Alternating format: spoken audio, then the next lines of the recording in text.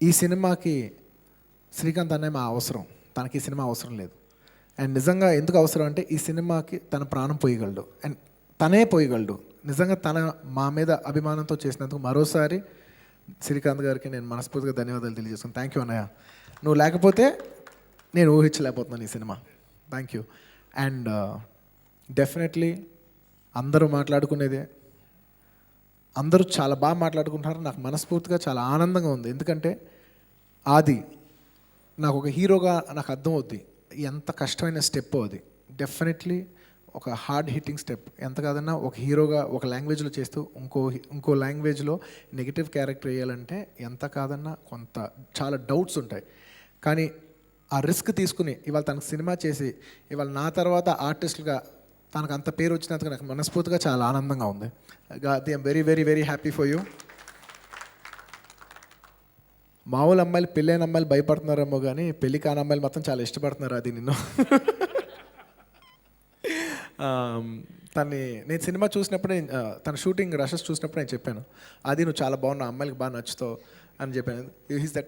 He's the typical tall dark handsome guy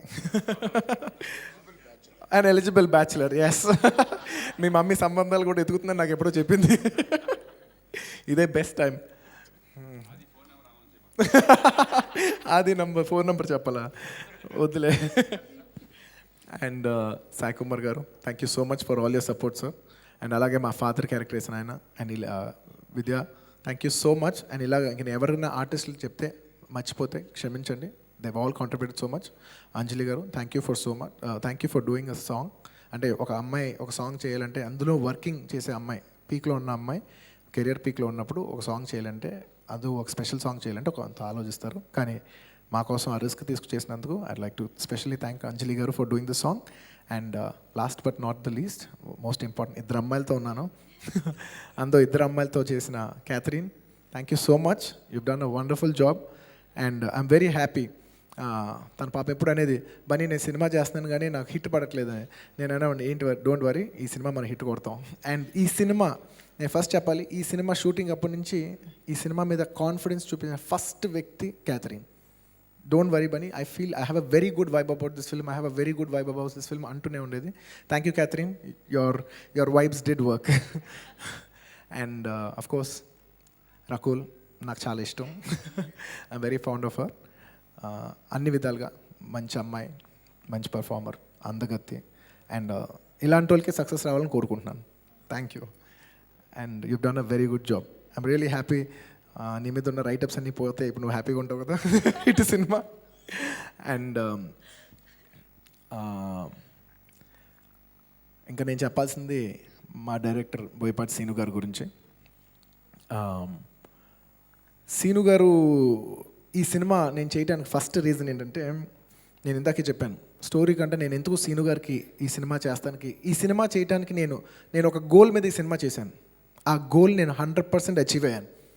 ఈ cinema ఎంత hit అయిందో ఎంత హిట్ కాలేదో నాకు అనెసెసరీ, కానీ నేను ఏ పర్పస్ కోసం ఈ సినిమా చేశానో ఆ సినిమా నేను 100 కాదు 200% అచీవ్ చేసినందుకు నేను మనస్ఫూర్తిగా చాలా ఆనందంగా ఉంది. Thank you very much Seenu garu. నేను ఈ సినిమా చేసినప్పుడు అనుకున్నాను, సినిమా కంట మనల్ని ఒక మాస్గా ప్రజెంట్ చేస్తారు. ఎప్పుడు నాకు బేసిక్లీ మాస్ సినిమాలు అంటే ఇష్టం. నేను చేయలేకపోవచ్చు, చేసుకుంటకపోవచ్చు, కానీ నాకు మాస్ సినిమాలు అంటే ఇష్టం. నేను చూసి చాలా ఇష్టపడతాను మాస్ సినిమాలు.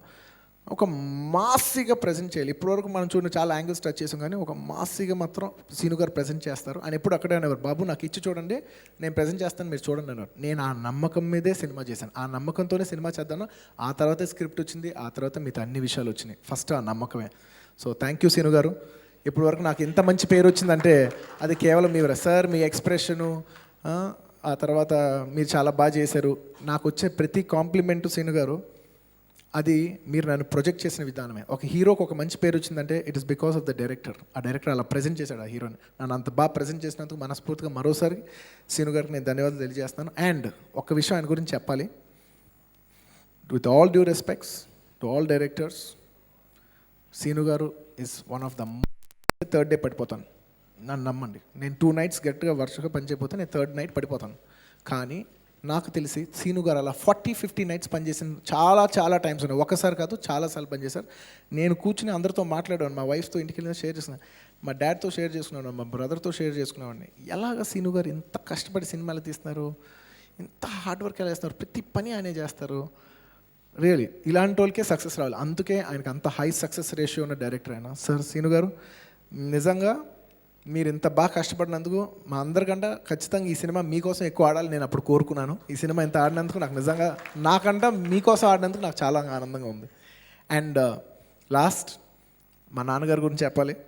అండ్ మా ఫాదర్ గురించి చెప్పట్లేదు, నేను ఒక ప్రొడ్యూసర్ గురించి చెప్తున్నాను. He's a very very very passionate film producer. ఎంత ప్యాషనెట్ అంటే నేను, మా తమ్ముడు, మా నాన్న ఒక వాట్సాప్ గ్రూప్ పెట్టుకుంటే ఆ గ్రూప్ పేరు we love cinema. Family group కాదు, ఆ గ్రూప్ పేరు వీ లవ్ సినిమా.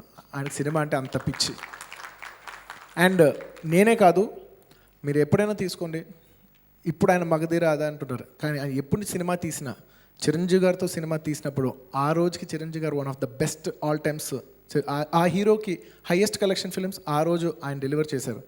ఆ తర్వాత కళ్యాణ్ గారితో అక్కడమ్మ ఇక్కడ అబ్బాయి అనుకోపోయినా జల్సా ఆ రోజుకి highest collection, Pawan Kalyan highest collection film ఆ రోజు గీతార్స్ ఆ రోజు ఆయన ఇచ్చారు.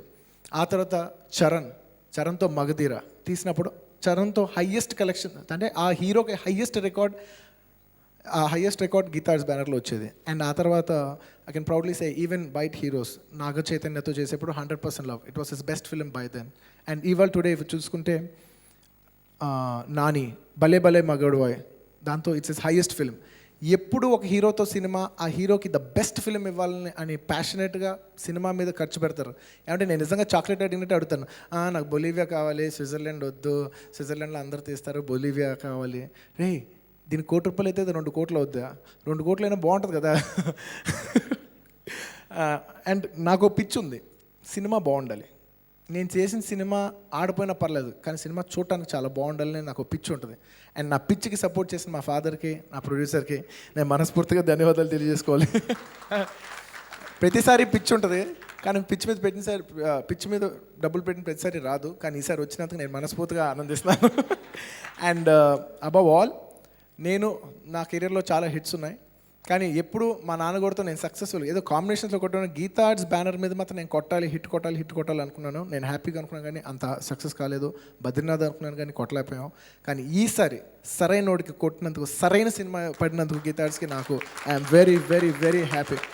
నాకు ఇంకా ఇది చాలు బాబోయ్, గీతా ఆర్ట్స్ హిట్ కొట్టాను ఆయన చాలు అనే రేంజ్కి వచ్చి ఇంత మంచి సినిమా ఇచ్చినందుకు సీను గారు thank you very much. And ఈ సినిమా నేను చేసినందుకు ఒకటే నన్ను ఎలా ప్రజెంట్ చేయాలనుకున్నారంటే, నేను ఒక్క లైన్లో చెప్తాను, చెప్పి ఫినిష్ చేస్తాను. ఎర్ర తోలు కదా స్టైల్గా ఉంటాను అనుకుంటున్నారేమో, మాస్ వర్ర మాస్.